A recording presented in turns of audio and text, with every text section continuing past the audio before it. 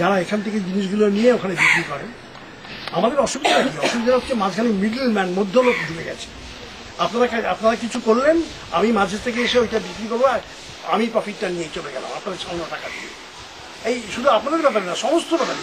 এবং যেটা ফসল হচ্ছে সেখানেও তাই। আমরা শহরে যে দামটা আমরা দিই আর কৃষক যে দামটা পায়, এর মধ্যে কিন্তু অনেক ফারাক। এদের বলে মিডল ম্যান, মাঝের লোক।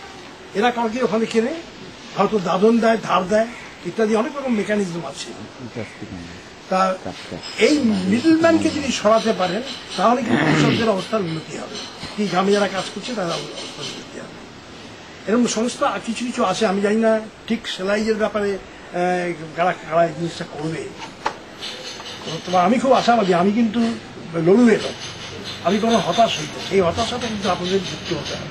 যাই হোক, যে কোনো সমস্যার সলিউশন আছে এবং সেই সলিউশনটা নিয়ে আমরা এগোতে পারি। হয়তো একটু ধাক্কা খাবো, কিন্তু এগিয়ে যেতে হবে। এই মনোবৃত্তি নিয়ে আমরা যদি এগোতে পারি, তাহলে কিন্তু আমরা এগিয়ে, আমাদের কোনো অসুবিধা হবে না। আপনাদের চাই সাহস, আপনাদের চাই পরিশ্রম করার ক্ষমতা। ফাঁকি দিয়ে কোনো কাজ কখনো হয় না। হ্যাঁ, এটা আমাদের এরাই বলে গেছেন। আমি তো স্বামীজির কথাই ভালো বলছি, আমি তাকে চিন্তা করি। ফাঁকি দিয়ে কিন্তু কোনো কাজ হয় না। দেখুন কি করবেন আপনারা। আমি আপনাদের সবাইকে আমার শ্রদ্ধা ভালোবাসা জানাচ্ছি। মারা আমার কাছে খুব ইম্পর্টেন্ট। মায়েরাই আমাদের সংসারকে ধরে রাখতে পারে। এটুকু বলে আমি এই সংস্থার সর্বাঙ্গীন উন্নতি কামনা করছি। আমি আশা করি পরিমাণ হলে আমি আসবো, যাতে না কতটা টাইম দিতে পারবো।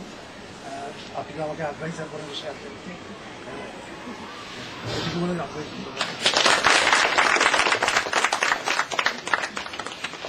আমরা অনেকক্ষণ ধরে, বেশ কিছুক্ষণ ধরে শুনলাম ডক্টর শঙ্কর সেনের জ্ঞানগর্ভ বক্তৃতা।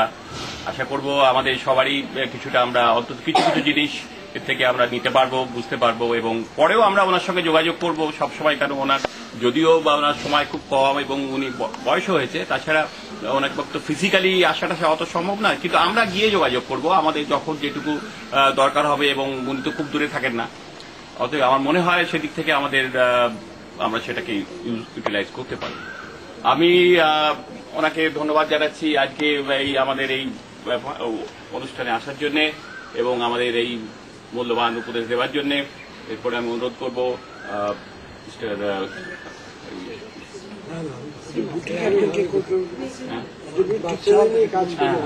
আপনি একটু বলুন। হ্যাঁ, না, আপনি ব্যাপারটা নিয়ে একটু বলুন, কি করেন সেখানে সেখানে এদের এই ধরনের ইউটিলাইজ করা যায়। দেখুন, আমি খুব সাধারণভাবে জিনিসটা আরম্ভ করেছিলাম। আমার নিজের সেলাই করতে, আঁকতে ভালো লাগে বলে, আর নিজের সময়টা যাতে আমি ভালোভাবে ইউটিলাইজ করতে পারি, সেই জন্য আমি দেখলাম বাচ্চারা বড় হয়ে গেছে, আমার কাছে সময় অফুরন্ত। আমি তখন কিছু মেয়েদের নিয়ে এই কাজটা আরম্ভ করেছি। আমার বাড়িতে আমি আঁকার কাজটা করি, আর কিছু প্রিন্টিং আমি বাড়িতে করাই, ব্লক প্রিন্টিং। সবকিছু আমার বাড়ির ভেতরেই হয়, আমি বাইরে আমাকে যেতে হয় না। ব্লক প্রিন্টিং বাড়িতে করি, আমার টেবিলের সব ব্যবস্থা করেছি, ব্লকস কিনেছি। আর তাতে আমাকে মাঝে মাঝে ইনভেস্ট করতে হয় নতুন নতুন ডিজাইনের জন্য।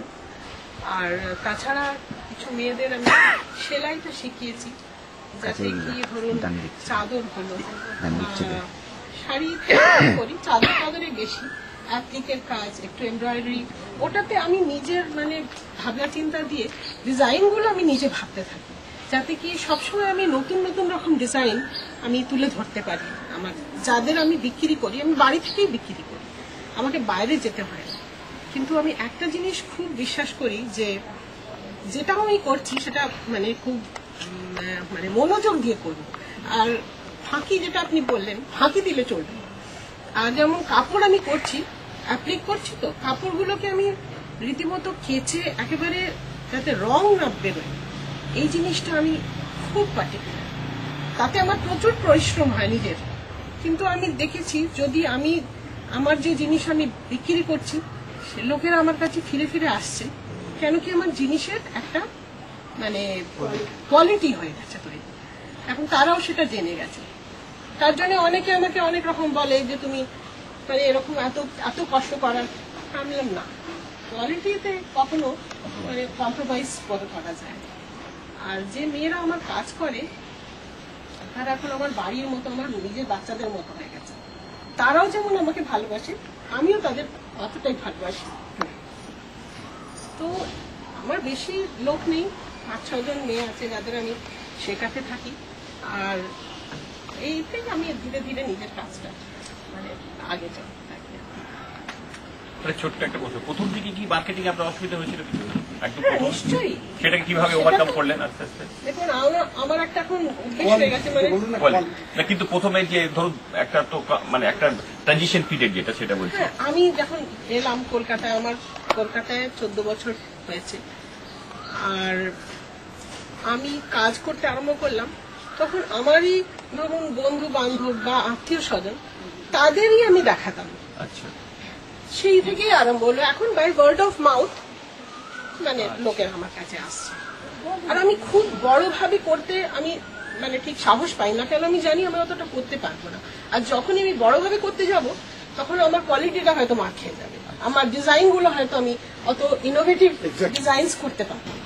সেজন্য আমি ছোট স্কেলেই করতে চাই। কটেজ ইন্ডাস্ট্রি তো কটেজ ইন্ডাস্ট্রি মানে বাড়ির একটা ভেতরেই জিনিস করছে একটা তো। জিনিস আমার অভিজ্ঞতা দেখেছি যে বাড়ির কাজ করার পরে, খাওয়া দাওয়ার পরে দুপুরে 2-3 ঘন্টা ওরা কিন্তু ফ্রি সময় পায়। হ্যাঁ, মানে বিকেলে মনে করুন হাউস ওয়াইফ যারা, তারা বিকেলে এই দুপুরবেলাটা না ঘুমিয়ে একটু 1 ঘন্টা ঘুমালেন, বাকি সময়টা তারা যদি বাড়িতে বসে কাজটা করেন, provided it is of quality, হ্যাঁ, তাহলে কিন্তু তারা আপনাকে সাপোর্ট করতে পারে। সেটা ওরা সেটা একেবারে একেবারে সেটা আপনি ঠিক বলেছেন। আমার কাছে যারা এসেছিল তারা ধরুন যখন এসেছে তখন হয়তো ক্লাস 10, 11, 12 পড়ছে, কি তার কারো বাবা মারা গেছে, সে ভাবলো আমি কিছু কাজ করিয়ে তাকে হেল্প করতে পারি। আমি তাদের কাজ দিয়ে দিই, সবকিছু দিয়ে দিই, মানে মেটেরিয়াল বাড়িতে গিয়ে করে। তারা বাড়ি গিয়ে করে আনে। এক্স্যাক্টলি, আচ্ছা, তাদের এখন সবাইকার বিয়ে হয়ে গেছে, বাচ্চা হয়ে গেছে, কিন্তু তারা ভগবানের কৃপায় তারা আমার কাছে ফেরত এসে গেছে সবাই। তাদের হাজবেন্ডরা অ্যালাউ করেছে যে না তুমি যাও, বৌদির কাছে কাজ এটা হচ্ছে আদর্শ। আপনি যে পত্র দিয়েছেন না, যে আপনি খুব করেছেন, খুব ইন্টারেস্টিং। এই জিনিসটা আমি অনেক জায়গায় বলে কারণ সাধারণত পরে কি একটা জায়গায় একটা শেড থাকবে, সবাই আসবে, সেখানে কাজ করবে। হ্যাঁ, সেটা কিন্তু বাড়ির সঙ্গে ঠিক আমরা বলি সাস্টেনেবল না, সাজুজ্য হয়। নিশ্চয়। তার বাড়ির তো অনেক সমস্যা আছে, বাড়িতে বাচ্চা আছে, হ্যাঁ, খুব বাচ্চা, বাড়িতে শাশুড়ি আছে, বাড়িতে শ্বশুর আছে। হ্যাঁ, এই যে জিনিসটা, এই জিনিসটার সঙ্গে মিলিয়ে করতে পারলে সব থেকে ভালো, যে আমি বাড়িতে বসে করবো, কিন্তু কোয়ালিটি আমি যদি মেনটেন করতে পারি, কম হোক, তাহলে কিন্তু সেটা থেকে ভালো জিনিস